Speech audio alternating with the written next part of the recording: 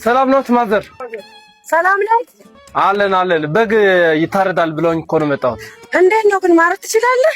ችግር የለ። እኔ ሙሉ ቆዳውን ገፍፌ ሰዎች ጋር ራሱ እየሄደ እንኮ እዚህ ጋር ቁረጡ እያለ ከዚህ ጋር ቁረጡ እያለ እንዲቆርጥ ያርገ ነው ማርደው። ችግር የለ ምንም አትጨነቅ።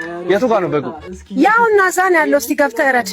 እዛ እሺ በቃ ያው አሳዩኝ ያለበትን